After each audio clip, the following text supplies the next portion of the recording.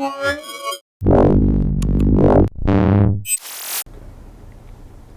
guys, Sasha from Mobile Geeks here. I'm in Hong Kong right now, and this is where I also bought this little device last year. That's the iPad 4. Was it actually last year? Was it this year? I'm kind of mixing up the release date of the latest iPads. I think it was last year.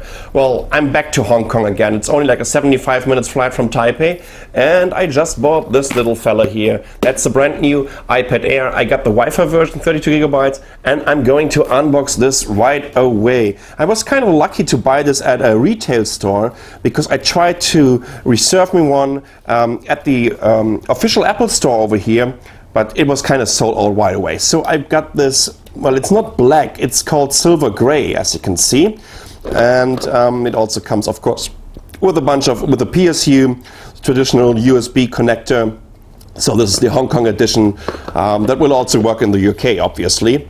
Designed by Apple in California. I'm not sure if they even designed this package in California.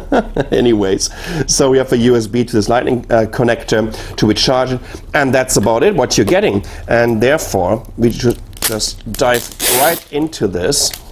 Get rid of this foil. I goddamn hate these foils, right? This is terrible for the environment. First impression is, oh my god, is the bezel thin, and oh my goodness, this is so unbelievably light. It's only 469 grams and it's only 7.5 millimeters thick. Well, it's not thick, it's definitely thin. Let's take a quick walk around the device. So we have a volume rocker here. This is to switch the accelerometer on and off. Power button here. There's a 5 megapixel camera on the back, a 1.2 megapixel camera on the front. Of course, 9.7 inch display. It's a Retina display. That means it's a resolution of 248 by 1536. And you know what? We have some stereo speakers here on the bottom, and of course the connector for the light cable. And yeah, there's no fingerprint reader. So if you've been expecting anything like this, like we saw already on the iPhone 5S, I'm sorry to disappoint you. And of course it comes with a pre-installed iOS 7. And I mean, that's pretty much what I can tell you about the device in terms of the specifications. Let's unlock this right away. I haven't done anything. My Apple account isn't set up right now, so this is all that you're getting right now. These are the pre-installed apps. There's nothing much to see here in terms of like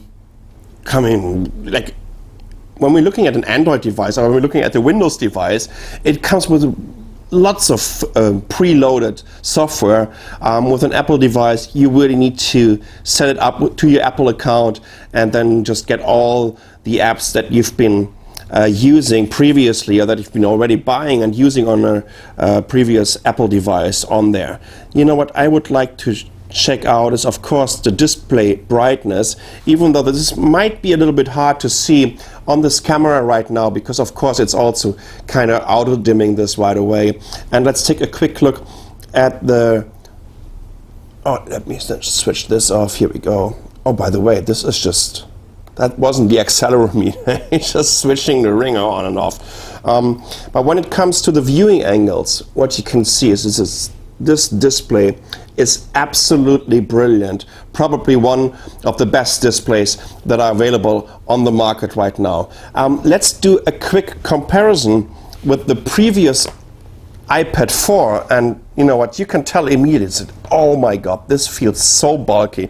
This comes in at 662 grams, and when we're comparing how thick these devices are, once again 7.5 millimeters compared to 9.4 millimeters, and look at this. I mean, both of these devices are coming with a 9.7 inch Retina display, but the difference is just so enormous. I mean, I don't even get it why Apple was able to get something as bulky as this onto the market. Well, it wasn't very successful at all. Maybe that was the best argument for the Apple iPad mini at that time. But let's talk a little bit about the specifications. On the iPad 4 we had the Apple A6X, which is a fantastic dual-core processor. It came with the PowerVR, quad-core VR SCX 55.4. Amazing GPU. This SoC was blazingly fast.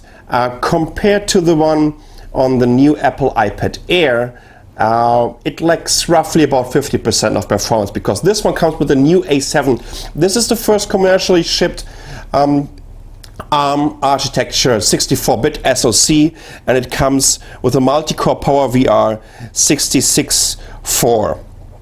PowerVR G is 6430, and just trust me that in terms of the sheer performance, not only in terms of the graphic performance, this is the fastest ARM SoC that you can get right now on the market.